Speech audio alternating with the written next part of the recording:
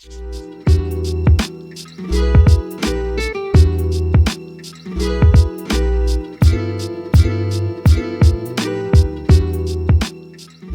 dia e hola, meus amigos, meus bons amigos.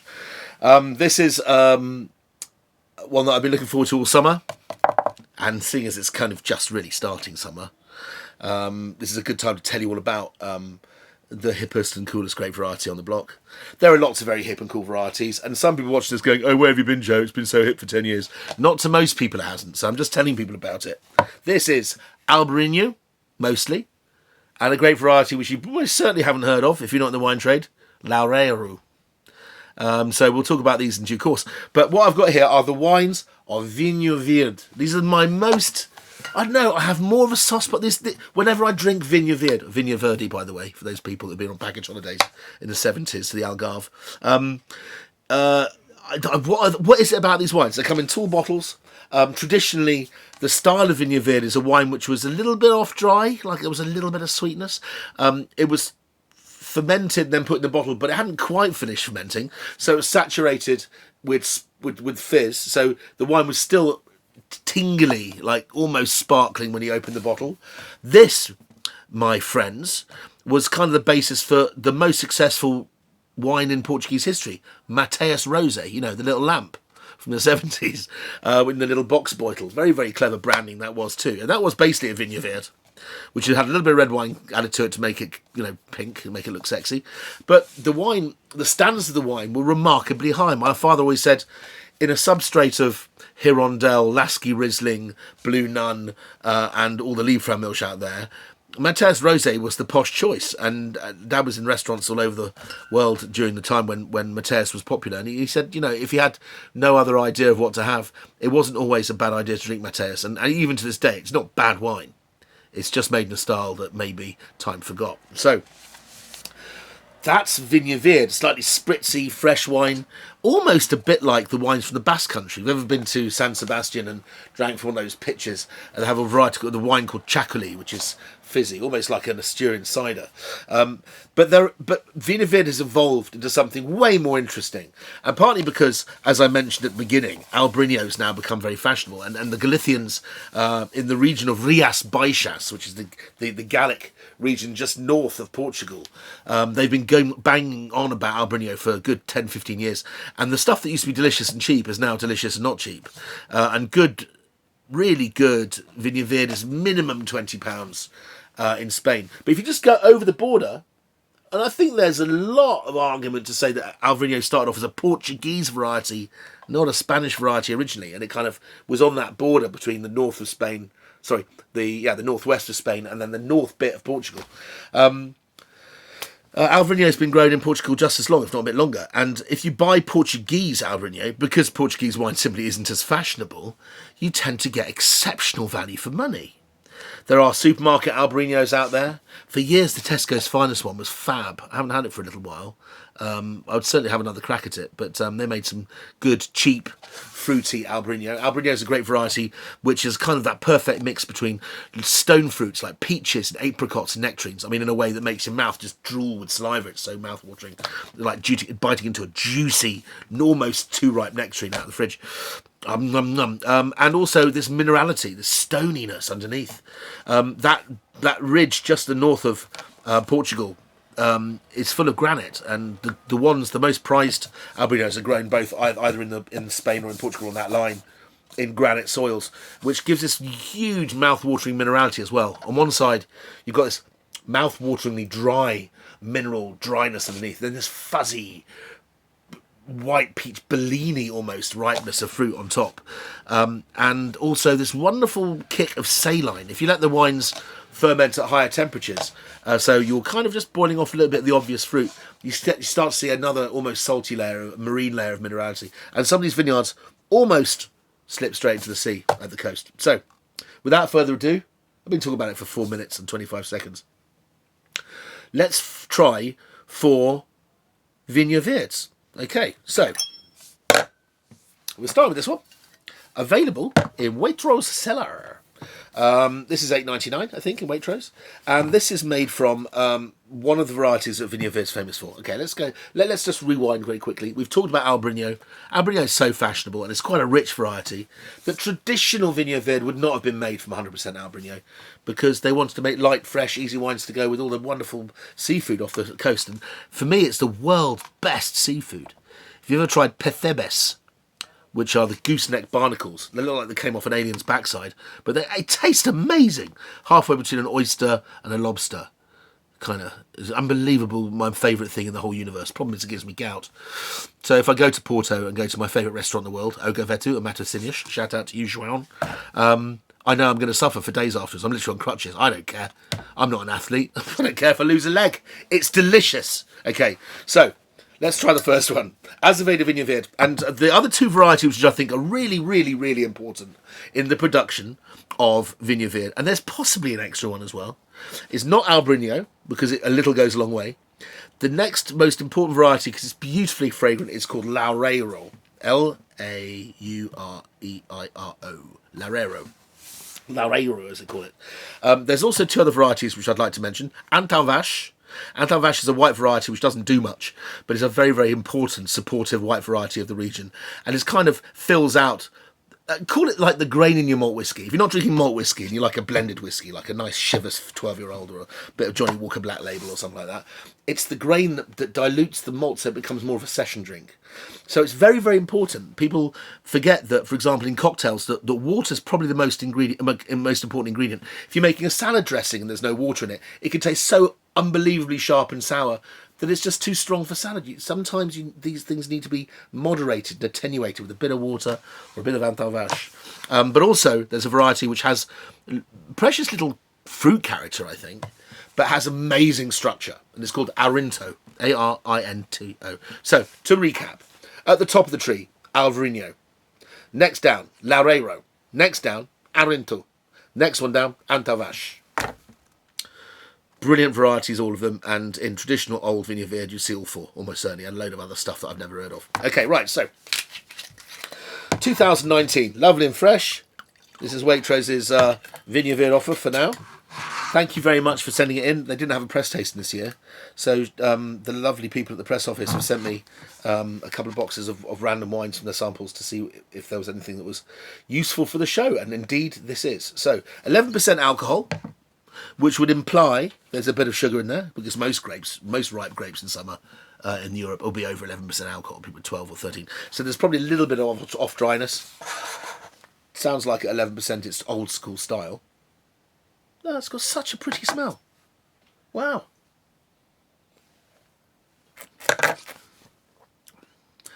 There's absolutely nothing fucking wrong with that. It's absolutely delicious. It's got a lovely, like biting into a crab apple sour, which catches you by surprise. But I think it's important. This wine was soft. It's got a few bubbles in it. It's light. Almost tastes like a glass of Badwa, like a slightly mineral water. Not much more than that. And then suddenly there's this squeeze of Meyer lemon and a bit of apple juice in there. And I can't imagine of any wine in the world, if you're sitting in the smouldering heat of a Portuguese summer, that's more refreshing than that. £9, beautifully executed. The reason why I wanted to show you this is because if I had £9 to buy a Vinho Verde with, I'd buy this one. But if you're not a member of the Wine Society, you can't have it. Okay, so just to recap, £42 buys you membership at the Wine Society for life. They have about 3,000 wines available, all of which are sold to you without profit. It's a wine club. They have the best buyers. They don't advertise or promote anything. None of your money is wasted. And they have the most unbelievable sales and deals as well. And if a wine costs £9, it's probably 12 or £13 of anybody else's money. Trust me, 42 quid, you can save that on your first pack of 6. Your first 2 bottles of wine if you buy an expensive one. So this is it. I'll just show you the bottle labels. Okay, so that's Azavedo. This is wonderful wine made from I can't remember his name.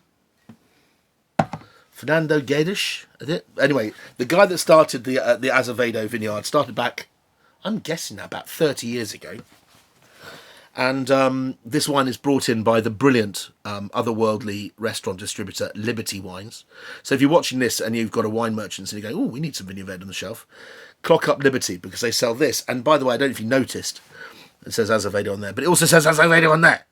So the one after this is like Pimp My Azavedo, the Quinta de Azavedo, which is their top white. So what's nice about this also is if you go to Waitrose and you buy the other one, you can compare what money buys you, what £9 buys you and what £12, £13 buys you. Okay, so let's go back to this one.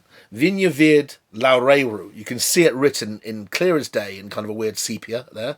And this is from the Cooperative de Ponte de Lima. Ponte de Lima, does that mean Lime Bridge? I don't know. But it's Lima like as in Peru. Ponte de Lima is a town, one of the towns. Melgaço, is it? Monsao, Ponte de Lima. The three really important winemaking towns in Vinho Verde. I drank this. Tasted this, should I say, with the lovely Victoria Moore at the Telegraph when she was choosing her top wines for Christmas last year. And she said, take a few bottles home with you because they're only going to go down the sink. And I brought this home. And the next day when I opened this, it tasted like 6 times nicer than when we tasted it in the competition. Sure, it made the list. If you go to Telegraph, if you've got, if you're beyond the paywall, you'll see this is one of the wines she recommended, under £10. But it's just fabulous. It's absolutely fabulous. I bought my father-in-law 6 bottles of this for Christmas. Ponte de Lima, there we go. Ponte de Lima. It's almost white in colour. So what is this? This wine is a Loureiro, straight up and down. Lovely, fresh. I told about apples and lemons. This is also 100% Loureiro. Weighing in at 11.5% alcohol, so slightly riper. Oh. I can smell, I think I've used this phrase before, petrichor, the smell of warm place, rain on the ground, water evaporating off the stones, that warm hot stone, which is, petrichor means something in Greek. It's the smell of after the rains, just most wonderful, muggy, kind of stony, wet stone smell. In the mouth, compared to this one, it's slightly more full-bodied. Slightly less spritzy. Again, it tastes really strong citrus, almost like bergamot. It's like a very juicy, like a lemon that's so sweet you can drink it. Like lemonade, really. But then the Loureiro kicks in and has the most beautifully haunting fragrance. It smells of snapdragons and like little white flowers at the beginning of summer. You know, if you sit in a if you're sitting in a courtyard in Spain drinking a few lagers in Malaga or Marbella and you smell bougainvillea everywhere, that smell, which is kind of almost all intoxicating, that's what Loureiro smells like. It's so delicious. It's not crazy smelly. I'm not saying it's like Gewürztraminer. By the way, I'm doing a show about that very soon. It's not over the top. It's just so beautiful and pretty and delicious and unbelievably Moorish and thirst quenching, and that is getting drunk today. By me. Okay, I can't put it down now, I'll just leave them in front. Okay, so, moving on. We've only done 2. 13 minutes in. Not spitting that out. Okay.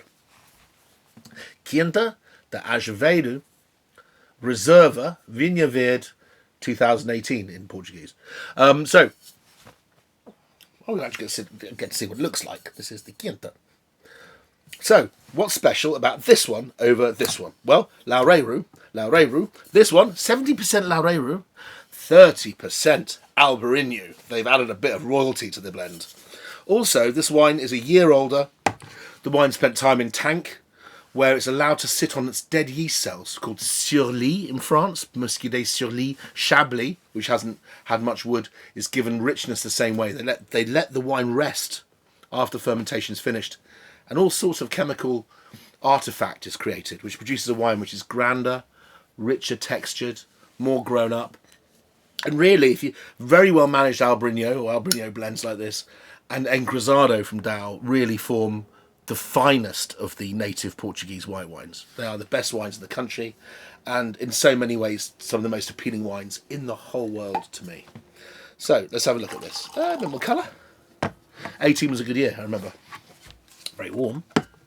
You see there's more depth of colour than there was in this one. I don't think you can pick that up on the screen, but so much riper. This wine is not in that style of zingy prawn popcorn bosh bosh bosh. This one's a little bit higher in alcohol. It's only 12% still. It's got a nuttiness to it, a smell of slightly like a slightly smoky mayonnaisey kind of custardy smell. That sounded horrible, didn't it? But it doesn't smell horrible. It smells lovely. Yeah, there's a vegetal character underneath. It's almost like asparagus with hollandaise sauce on it. Does that make sense? Hope so.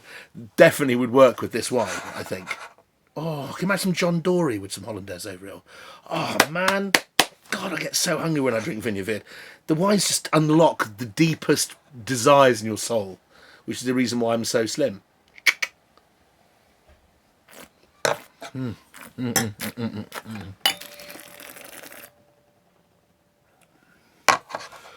It's terribly grand. If you think this is £9 and that is... Oh, by the way, the last two, couldn't wait for them. I didn't want to ring anyone up and get samples in. Again, just so you know that I put my money where my mouth is, I went to Phil Glass and Swiggett, which is my local merchant. Mr. Knock, if you're out there. Top job, as always. But the last two, this was £12.50, I think, from Phil Glass in Northcote Road, High Street in Battersea. And this one at the end, we shall come on to in a moment. But certainly, even with independent markups and having to keep a business like that alive, at £12.50, it's hard to think of a better and more attractive white wine than that. So, £8.95, very, very nice, £8.99 in Waitrose cellar. £8.99, £8.95 or something like that from the Wine Society, a definite lift up, and actually in its own right, just a wonderful wine this year. Just is so beguiling. Can't really put my finger on why I like it so much, but I think I'm in love. Then there's this one, which is a bit grander, and it feels like, oh yeah, you know, if you're going to spend £30 on that in a restaurant, why not spend £35 on that in a restaurant? Because this was a great restaurant wine.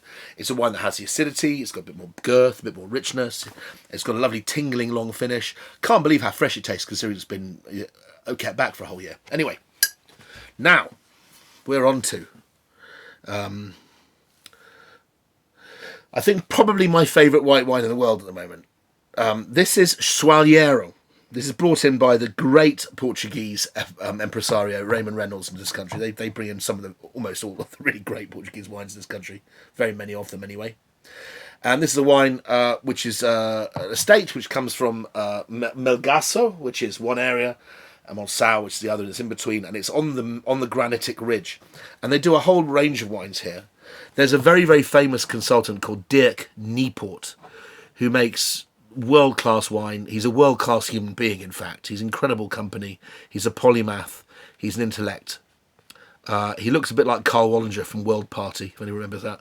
And an amazing cook as well, and has a house basically the flight path from Porto, so you can land and you can be eating his wonderful food within about 5 minutes. Soalheiro is the name of the estate. This is Melgaço, which is the most northerly tip inland of Portugal as a country. Right there on the Spanish border. And it's all granite. And they now make a whole range of wines. There used to be like a lighter version of this, which was a Loureiro Albrinho blend. Then this, which is the house blend, which year in, year out, is just utterly delicious and is probably fights for best white wine in Portugal virtually every year it's made. But they now make a wine where they haven't tried to encapsulate all that wonderful ripe late harvest apricottiness that this vineyard is capable of. But they make one which is, I think, called Natur. No, there's Granit.